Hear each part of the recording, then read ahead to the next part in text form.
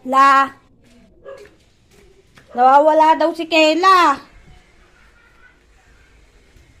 Sabi ni Tita Kay. Oh. Hahanapin.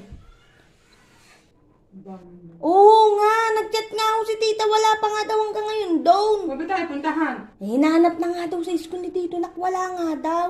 Naringat kausap ko si Tita. Kachat ko. Tara. Maghanap tayo doon.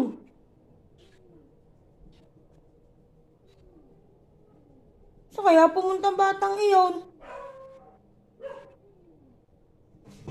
O ba't tinatakloban nyo na? Tapusin nyo muna ang pagkain. Niluloko mo yata ako eh. Ba't ko kayo lulukuhin? Tapusin nyo muna yan. At kausap ko si Tita. Nga, kapulong ko nga.